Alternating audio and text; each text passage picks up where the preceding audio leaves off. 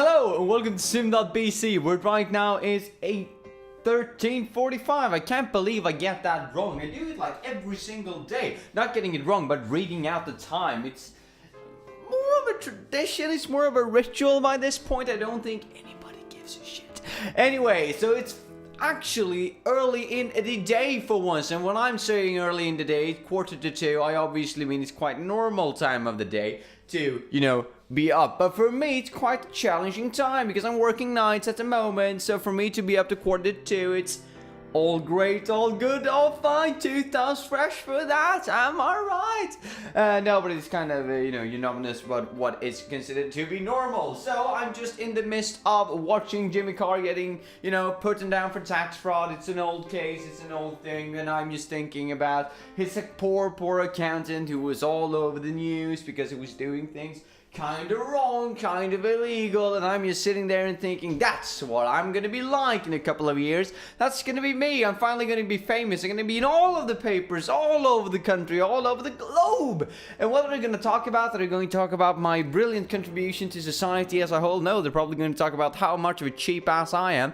who's helping people who are really famous to get away with tax fraud. Woohoo! Isn't it the best thing ever? No, obviously not, but just this view of economists in general, that when you see someone who studied economy, you kind of instinctively think that, they're probably up to some shady shit, aren't they?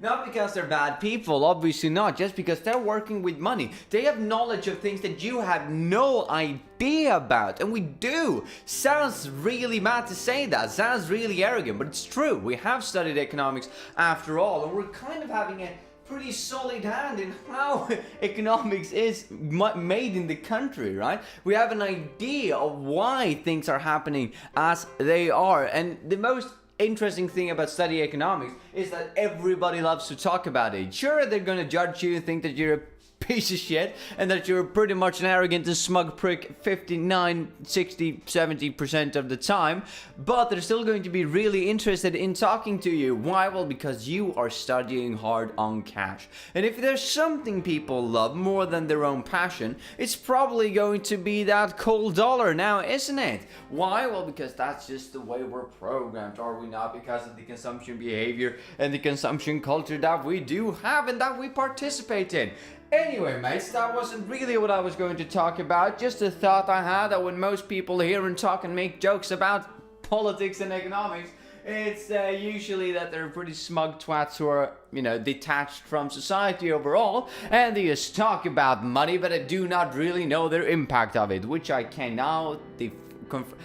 neither confirm nor deny. Anyway, mates, let's get into it, because today we're going to talk about something that is going to be smooth. It's going to be a smooth ride all throughout, because it's probably going to be a rather short video. Why? Well, because as per usual, this is a bit of a raw footage, a bit of a raw formula. I do not have a script going into this, and we will see where the conversation will take us. But I will just begin to talk about the statement that I had written down in me notes on me phone that I thought was kind of interesting. Now, I know it's been a big controversy here on YouTube. It's been a big controversy in news, in media, so there is a hell of a lot to talk about, but most people probably already covered it. But that is the idea of that context. Context is not worth as much as a shocking headline or a shocking picture. Now, I do not know if this is true still, but I still hear people who are complaining about it. But approximately a year ago, PewDiePie made a video where he was talking about this specific issue. How he could put in days and days on a video, really trying to make it amazing, as good as it possibly could be, and then have a bad thumbnail, bad tags, and a bad title, and he would get like a third of the estimated views that he thought he would get. On the other hand, he can throw together a really good thumbnail, a really catchy title, and the correct, quote-unquote, trendy, I'd say, tags on the video, and he would get like 4 times the amount of views he would get on a really good video if this video was really shit but had the right components of marketing it. Which just shows off the importance of marketing, which the people, I would argue, are the smug twats and the arrogant people in society, not the pure economists, because they're just looking at numbers, but the marketing people. I mean, have you ever getting into a discussion or just a regular conversation with someone who seems as shady as someone who's doing marketing? The only thing, right, okay, let's make it like this.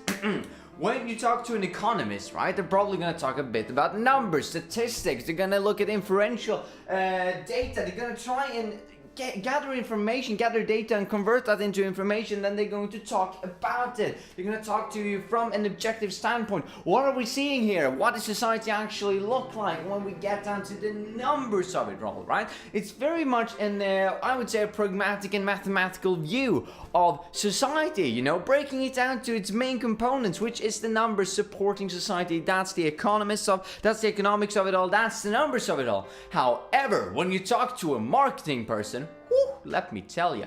First of all, they're probably going to sell you whatever you're talking about. So it doesn't really matter. You can be talking about a pair of headphones. You can be talking about your own passion. You can be talking about something you dislike. You can be talking about them. You can be talking about pretty much anything. But what they all have in common is that they probably, just natural to them, right? Especially if they're good at what they do, will try to sell you something. And this can be in a regular conversation. Which is the most interesting part of this entire discussion. That you can be coming up to someone who's studying marketing, someone who's been working in marketing, or someone just very into marketing. And you can be like, oh, hi, Joe, or whatever, nice day here. What do you think about the weather? And they're going to probably start selling you the weather, discussing why you should go out today, why you shouldn't go out tomorrow, why today is an opportunity for you. And they're probably going to sugarcoat the entire truth around you and all of the context around you to get that shock value for you to actually stand out and be there. So, what I'm basically talking about is this idea that context doesn't really matter today as much as a shocking headline does. Probably because we're living in a world where there's all of this, clickbait for a reason, because we're getting paid by views and paid by how many people watch the advertisement and not how many people actually read an article or watch a YouTube video to the end, so to say, not reflecting on how much content was actually produced, how much knowledge was actually spread, how much information was actually gathered from this video. No, that's not how we measure it, right? That's not how we measure progress online. When we're online, we're working with this ad-based system where it is how many ads have people watched, and that is the measure of success. So in order to bring people in and actually watch the video, we need something catchy, something that's out there, something that's kind of dragging people in, and then it doesn't really matter what they do once they're there, right? They can like, they can dislike, they can comment, good or bad. They can be saying that, they can be spreading it online, they can be sharing, because there's no such thing as bad publicity, am I right, people? Even though I would argue that there is, especially in today's very, very open and internationalized market and society. But it's still this idea that, well, I don't really care about the context of something. I'm rather much interested in the shock value of it. For instance, a very good idea is like drama on YouTube or drama wherever, right? I mean, drama in, what should we say, just celebrity magazines, these kind of magazines. I don't know, I don't have the word for it in English, but the magazines where they're talking about the latest trends with different celebrities. Do they have a child? Do they not have a child? Are they fat? Are they getting thinner? Are they anorexia? Do they have a problem? Do they not have a problem? Is it good for them? Is it not good for them? All of these things that you can read in these very common magazines that you can find in your nearest shop, talking about famous people that you will never meet, who don't give a shit if you die tomorrow, right? Those kind of magazines, and you're still into them. Wow, it pisses me off that I don't know the word for it in English. It's kind of like, well, it doesn't really matter. But then we're having, so yet again, this idea that we don't really care about the context of the drama that is created. We don't really care about the drama that is created in YouTube. We don't care about the drama that is created in the media. What we care about is following the current thought and the current comeback, the current attack on each individual. That's what we're most interested in. It sounds really stupid when I say it like that, but I might just be talking from a personal experience. I might just be talking from my social circle of friends, yeah? People who I've gotten in contact with when I'm growing up. Maybe it's just a culture in France and in Sweden that I've been in contact with, right? Could be the case, could very much be the case.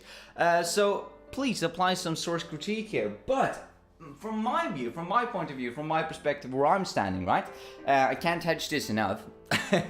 is that people care a lot more about the very recent argument than the entire line of arguments, right? They don't care that much about what context it is, where it's actually placed. They just care much more about the shock value, as I said, of what is actually happening.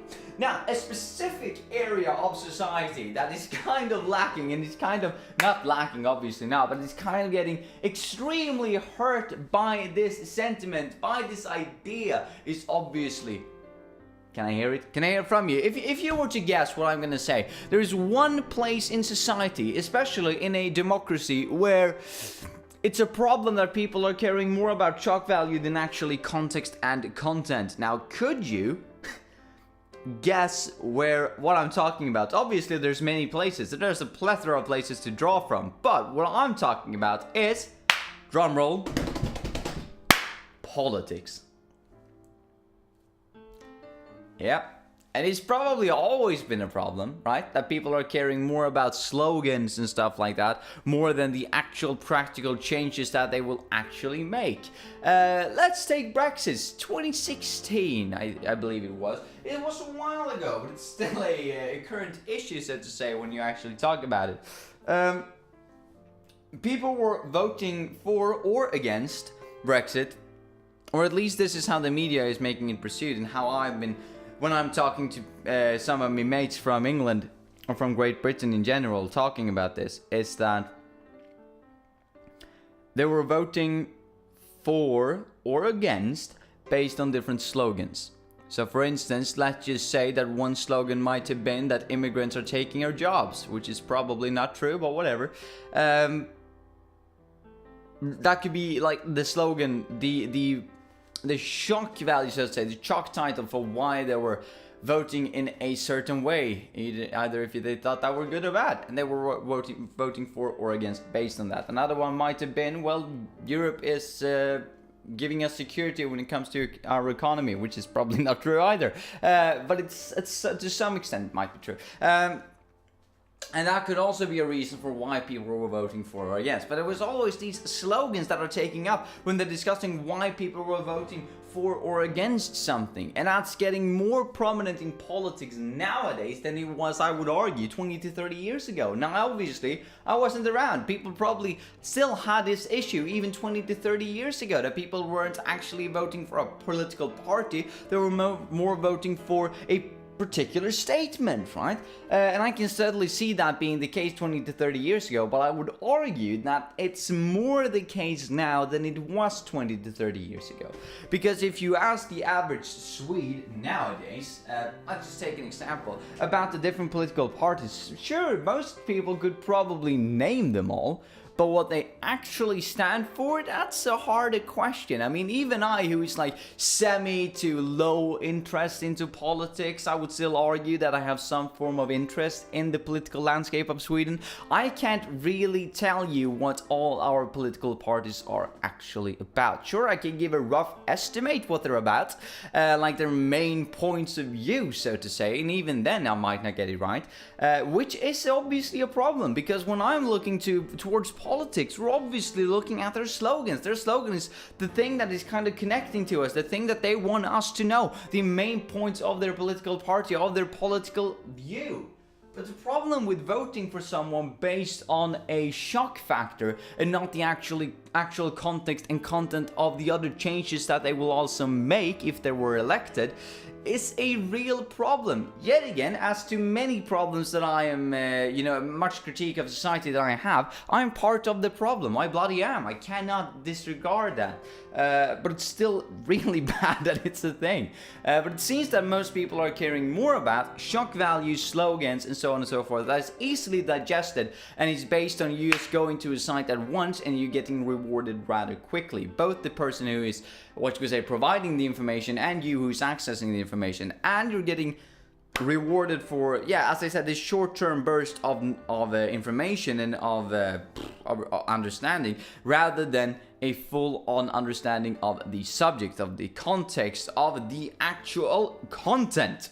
And I would argue that this is a huge problem as of now, especially as I mentioned in politics, but also in the media. Now, I could probably, as I realize now, go on about this for like another 4 hours easily, but that would probably just be me going around the same points of view over and over and bloody over again. So let me just cut it short here in order to try and keep a red thread, so to say, throughout the discussion, some form of consistency in my reasoning.